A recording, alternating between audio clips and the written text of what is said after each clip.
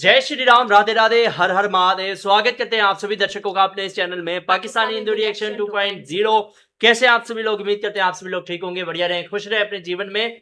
तो भाई आज हम जो वीडियो देखने वाले हैं, टाइटल आप सभी के साथ शेयर कर देते हैं। Yogi Adityanath India next PM after Modi.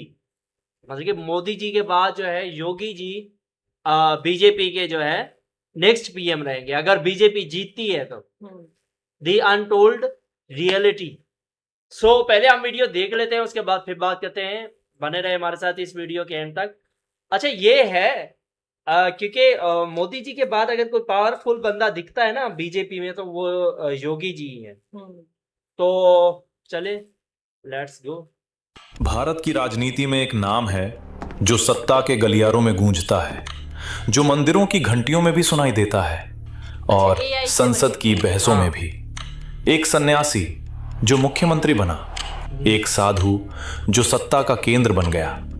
लेकिन क्या यही इस यात्रा का अंत है?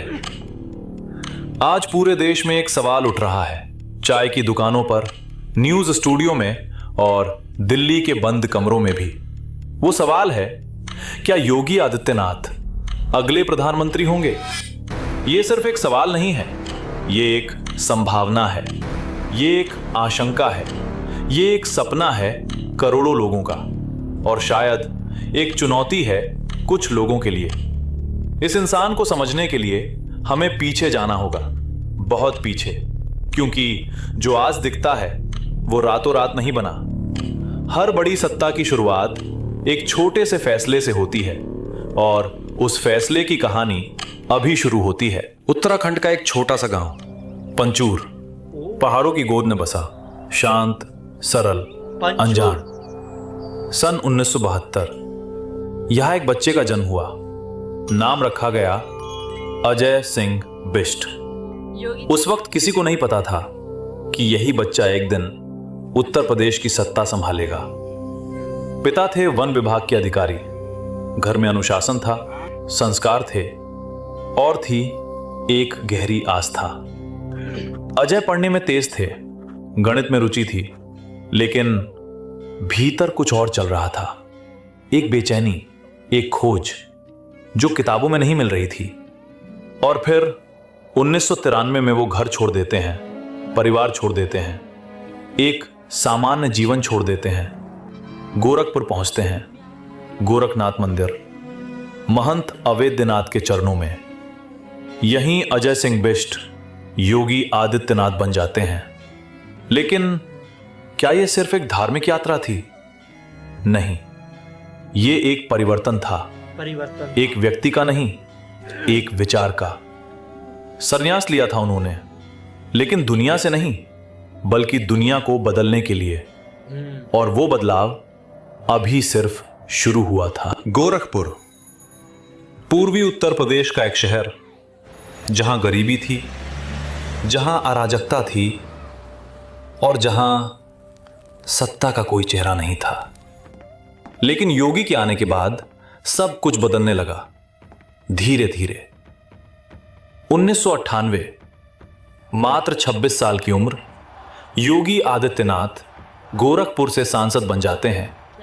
सबसे युवा सांसदों में से एक, सबसे निर्भीक आवाजों में से एक।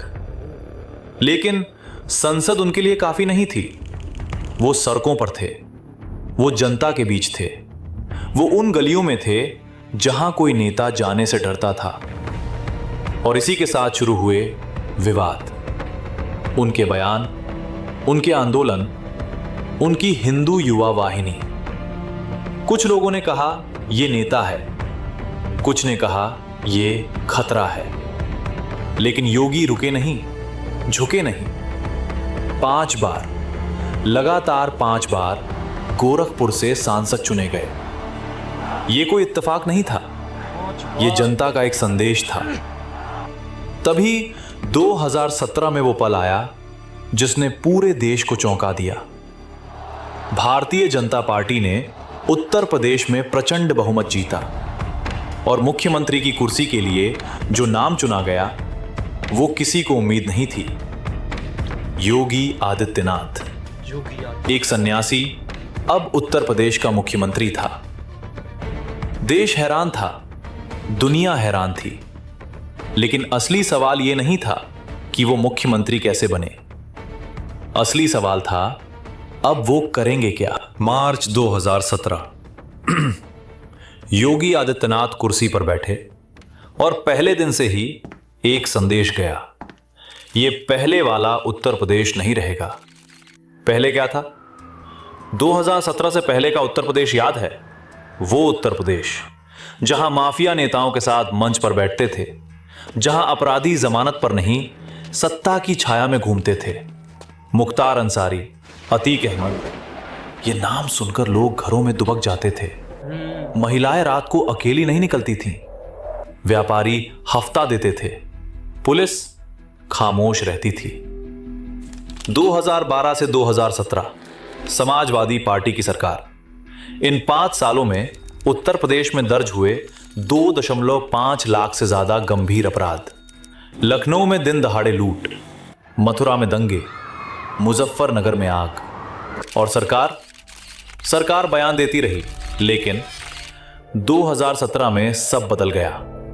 योगी का शासन, उपलब्धि दर उपलब्धि कानून व्यवस्था। पहला फैसला, अवैध बूचड़ खानों पर ताला, एंटी रोमियो स्क्वाड सड़कों पर, और माफियाओं के लिए बुलडोजर। 2017 से 2023 के बीच यूपी पुलिस ने 10,000 से ज्यादा एनकाउंटर किए, 190 से ज्यादा खतरनाक अपराधी ढेर। मुख्तार अंसारी जेल, अतीक अहमद जेल, उनकी अवैध संपत्तियां जमींदोज। वो माफिया जो कभी अजय लगते थे अब कटघरे में खड़े थे। निवेश और अर्थव्यवस्था। 2018 में यूपी ने पहली बार इन्वेस्टर समिट कराई। 4.28 लाख करोड़ के निवेश के वादे आए। 2023 की ग्लोबल इन्वेस्टर समिट में 33 लाख करोड़ से ज्यादा के निवेश प्रस्ताव।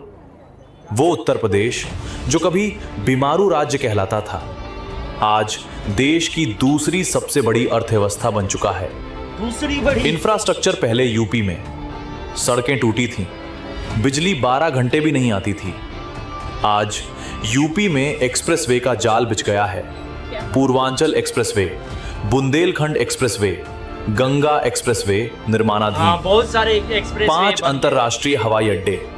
अयोध्या में नया एयरपोर्ट। जेवर में एशिया का सबसे बड़ा एयरपोर्ट बनने की तैयारी। अयोध्या सबसे बड़ा। एक सपने की वापसी। और फिर वो पल आया जिसका इंतजार सदियों से था। 22 जनवरी 2024, राम मंदिर की प्राण प्रतिष्ठा। वो अयोध्या जो दशकों से विवादों में जल रही थी, आज दुनिया के नक्शे पर चमक रही थी। और इस पल में योगी आदित्यनाथ सिर्फ एक मुख्यमंत्री नहीं थे, वो एक युग के साक्षी थे। कोरोना प्रबंधन 2020, पूरी दुनिया थम गई। 25 करोड़ की आबादी वाले यूपी में सबको डर था तबाही होगी, लेकिन योगी सरकार ने घर घर सर्वे कराया, क्वारंटाइन सेंटर बनाए, प्रवासी मजदूरों को वापस लाया। 2022 के चुनाव आए। इतिहास में पहली बार उत्तर प्रदेश में कोई मुख्यमंत्री लगातार दूसरी बार सत्ता में लौटा। यह जीत सिर्फ राजनीतिक नहीं थी, यह जनता का फैसला था, यह विश्वास था। लेकिन इस जीत के बाद एक नया सवाल उठा, क्या उत्तर प्रदेश की कुर्सी अब छोटी पड़ने लगी है? क्या नजरें अब दिल्ली की तरफ हैं? उत्तर प्रदेश जीत लिया 2 बार लगातार, लेकिन राजनीति में जीत कभी मंजिल नहीं होती, जीत अगली लड़ाई की शुरुआत होती है। और अब नजरें थीं दिल्ली पर। देश के कोने कोने में एक नाम गूंज रहा था, रैलियों में, सोशल मीडिया पर, गलियारों में, योगी अगला पीएम। लेकिन दिल्ली की राह इतनी सीधी नहीं होती। बीजेपी के भीतर एक खेल चल रहा था, चुप्पी का खेल, संकेतों का खेल। एक तरफ मोदी का अटल करिश्मा, दूसरी तरफ योगी की बढ़ती ताकत। दोनों एक ही छत के नीचे, लेकिन दोनों की परछाई अलग अलग दिशाओं में। तभी 2024 के लोकसभा चुनाव आए। यूपी में बीजेपी को बड़ा झटका लगा। 80 में से सिर्फ 33 सीटें। सवाल उठे, उंगलियां उठीं और धीरे से एक बात कही गई। केंद्र और लखनऊ के बीच तालमेल नहीं था, लेकिन योगी चुप रहे, शांत रहे, जैसे एक सन्यासी रहता है तूफान में भी। और शायद यही उनकी सबसे बड़ी ताकत है। वो लड़का जो पहाड़ों से उतरा था, जिसने घर छोड़ा, परिवार छोड़ा, एक सामान्य जीवन छोड़ा, जो गोरखपुर की गलियों से निकला, जो सन्यासी होते हुए भी सत्ता का सबसे बड़ा चेहरा बन गया। उस इंसान की कहानी अभी खत्म नहीं हुई, क्योंकि जो इतिहास बनाते हैं वो वक्त का इंतजार करते हैं, वक्त का इंतजार। चुपचाप, धैर्य से। और वक्त हमेशा आता है।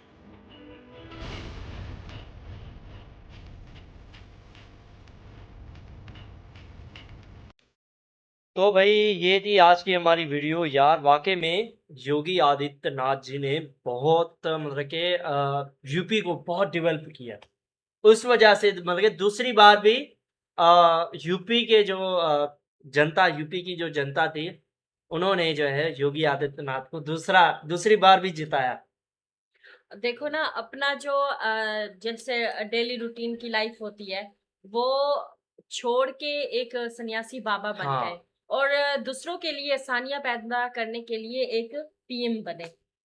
सीएम बने। पीएम अब बनेंगे। हाँ, तो मतलब बहुत ही ज्यादा अच्छे काम कर रहे हैं लोगों के लिए। अपने लिए तो उन्होंने कुछ भी नहीं किया।